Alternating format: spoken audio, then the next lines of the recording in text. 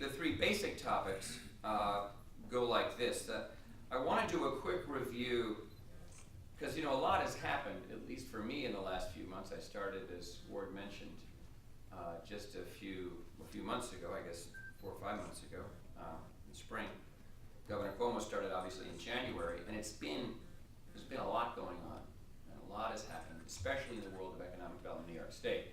So I do want to start with a review of the Cuomo administration's work to date on improving the state's business climate and improving our economic development, our economic competitiveness, because that's an important theme that certainly undergets much of your advocacy work at the Chamber, but it's very important for our broader economic development work at ESD. And number two, I do want to talk briefly about this new system of regional councils. I have to do that because it's so critical to the economic development programming and infrastructure of the state, but also because we've got Amy Vargas here. And you all need to know Amy. If you don't, I suspect many of you do know Amy. But apart from being our Mid-Hudson Regional Director of Empire State Development, so an important colleague of mine, Amy also is the Executive Director of the new Regional Council that the governor has formed for this area. And so you've probably read about her meetings and the council members. But I want to touch on that, not just for this area, but more broadly, some of the fundamentals of this new system based on the regional councils. And finally, the third thing I want to touch on is just some priorities that are vital for our ongoing work at ESD. Some of the things that we're doing that are maybe a little new and different, things we care about in our ongoing efforts at Empire State Development. So, and again, time permitting, let's talk a little bit about what we can do to help businesses that have been affected by the flooding. We got to go back, it isn't very long ago. I think it's 35 weeks or something like that, but only, you could count just a little over 8 months ago, as Governor Cuomo took office, let's remember where we were as a state. And I would argue, and I don't think it's overly dramatic, that we really, from an economic standpoint, were in a downward spiral, frankly, like so many states around the nation at the time, suffering under the weight of a deep national recession. Recovery from that recession so hard is so difficult for the whole country and very difficult for New York, of course. And at the time, we lacked a practical, sustainable plan for economic recovery in New York State. Again, that's where we started. But I'd argue that since that time, we really have taken great strides to change the direction in which New York was headed, beginning with one of the most extraordinary legislative sessions in Albany's history. Folks like Ward and others and Senator Vonasek, to be sure, who know Albany history, recognize that the 6 months of this session from January through June really were extraordinary, and all the achievements that the governor, working with the legislature, was able to produce for New Yorkers. Again, in this, remember the economic context that surrounds all this, the very challenging economic circumstances that we face. So after this, the legislative session was remarkable, and through it, again, it's my view that the governor has begun to usher in a new dynamic to state government, and certainly in the delivery of services through the state agencies of the executive branch. It's built on the principles, very important. We had a cabinet meeting in Albany with the governor yesterday.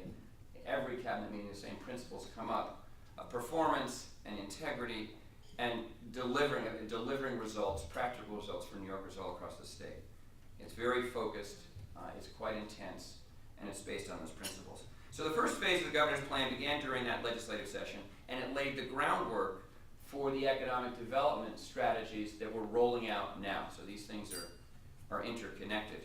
Again, go back in time with me a little bit to earlier this year, and remember the first 90 days in Albany life, really January, the first quarter of our business year for most people, for many businesses, it is the last quarter of the state's fiscal year, right? So the state's fiscal year starts April 1st.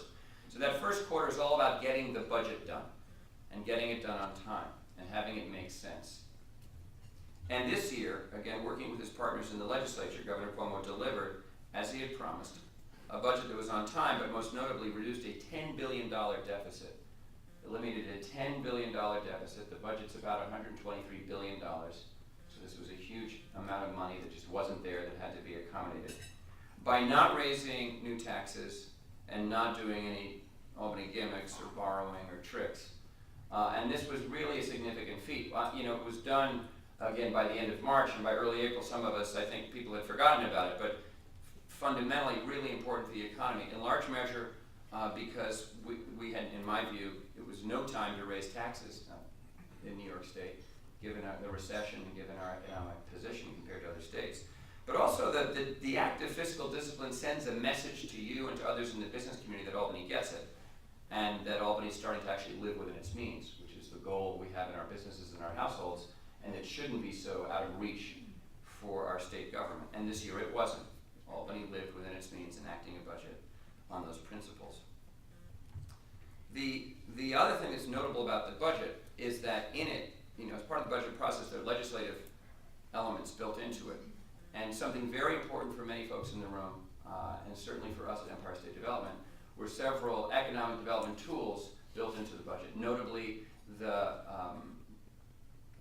Recharge New York program, which is we used to call it Power for Jobs, Senator. For 7 years, that program languished. There were month-to-month extenders. This is discounted electric power used as an economic development tool, especially for large industrial users. It's very, very important for manufacturers in the state. And that program had expired. Again, the budget process reenacted the Recharge New York program. The budget process doubled the Excelsior tax credit program, which is our most significant economic development tool. Excelsior tax credits replaced the Empire Zone program. Amy and her colleagues in our regional office use Excelsior every week in working with companies to either get them to grow in the state or attract businesses to the state. And it went from a 5-year to a 10-year program. Again, part of the budget process.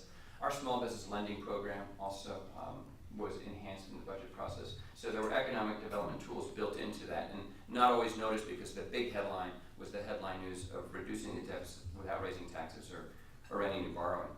But then after the budget was done, we had a set of legislative accomplishments, again, done with the cooperation of the legislature, working with the governor and his leadership. And these are important just as by way of review to recall. The property tax cap, the new ethics bill, a higher education bill, NY SUNY 2020, that positions higher education, especially our SUNY schools and the 3 leading university centers or research centers, as key partners in economic development. A new power plant siting law.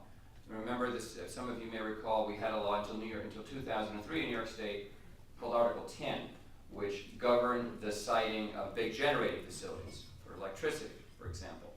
And it expired in 2003, so we went 8 years without a law in New York State to enable the construction of new electrical generation beyond small plants.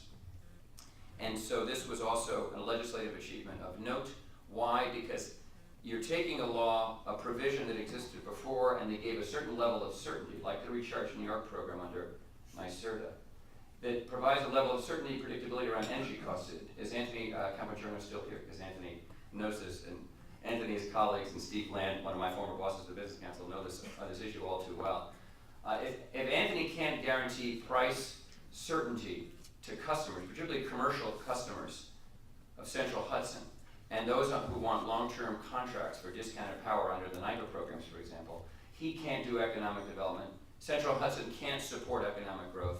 If prices are always changing, they can't tell someone from out of state what their electric rate is going to be like, other than that it's going to be high, because by definition, New York State has high energy costs.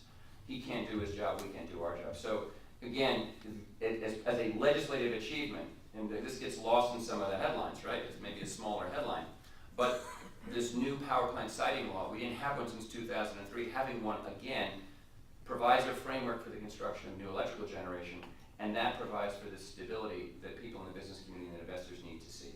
Again, a government in Albany that understands these key issues, that understands businesses need, even in tough economic times, predictability. You tell me my prices are high, I need to know how high and how long, and how do I plan for my business? So take away some of the mystery, and that was achieved in that's just one example. And I would argue, and the governor has done this forcefully, that another key reform this year was the marriage equality legislation, restoring New York's legacy of progressive leadership, and simply putting New York on a level playing field again in a competitive way with many other states around the country now. These are just several accomplishments, again, legislative accomplishments that came on the heels of the historic budget resolution, right, getting the budget resolved, that all happened very quickly as we think about it now in that 6-month period. First the budget, January through March, and then April, May, June, those 3 months of legislative fury. Albany was very busy this year, and ended in June with those legislative achievements. And I just highlighted some that are fundamental for economic development. And I paused it, why is, some of you were saying, so why is Ken talking so much about these policies? It's because I really believe that in New York State, we focus a lot, especially at Empire State Development, at the agency that I run, on projects. We think about specific projects for companies, for infrastructure. You can think about projects here in Ulster County and in the region. And that's important. But we can only, as an agency, do a certain number of projects a week or a month or a year. It is sort of a retail approach to an economic development in a state as big as New York. It's a $1 trillion economy, 62 counties, 500,000 employers. So we can't just do projects and call that economic development. We have to do policies. And what do the policies do? The policies are aimed at improving the business climate. And that's a wholesale approach. Because when the legislation and government work together to pass a property tax cap, think about the implications of that, again, in terms of stability and predictability for employers. And think about the fact that it's not a project, it's a policy that affects everybody. And some will scratch their head over the property tax cap and mandate relief and things that still need to be fixed in terms of mandate relief. And I think that's true. But think of it this way. Just do the math for a second. Based on studies we've done before the enactment of the property tax cap, property taxes in New York State were climbing at a rate of 5.7% per year. That's simply, we looked all across the state at property tax increases, and we did a 5-year rolling average leading up to 2008, which is the best year for which we had data. So you have an average, again, property taxes are local and they change and they're different based on locality, but an average of 5.7%. So now we have, starting next year, this imposition of a 2% cap, or less, right? Because it's actually 2% or CPI, whichever is lower. CPI is lower than 2% right now, but just to do the math of thing for a second, conservatively, assume 2%. So if we didn't have the property tax cap, and you had a 5.7% increase on average in 2012, and then had that the next at 5%, if the increase stayed the same for 5 years, so 2012, 5 years out, obviously that gets compounded. That's to me the scenario if we did nothing. That's the if we did nothing scenario. Just, let it go. Let that property tax issue, let it go. So you have that 5 point, right? Do 5 years. If you impose the 2% cap, which now we have in law, starting in 2012, and you, again, just do 2%, don't do anything lower like CPI for the next 5 years, the savings is $21 billion. $21 billion. So that's an act of reform, of tax reform for the state, that saves all New York State taxpayers. Businesses pay at least a third of the property taxes in the state. Why I dwell on it for an audience like this, because we also pay as homeowners.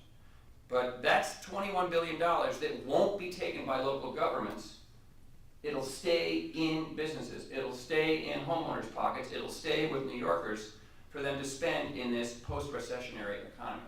And I know it creates some hardships on the local level for local governments, but that's why policy matters. Reforms at scale affect the whole state's economy and improve the competitive position of the state in energy issues like those I talked about with Anthony, with tax issues like the property tax cap, and with others. So again, the point here is not just the projects that we do, important as each one is one at a time, with an Excelsior tax credit or a NYSERDA energy grant or something else we can do to help a company.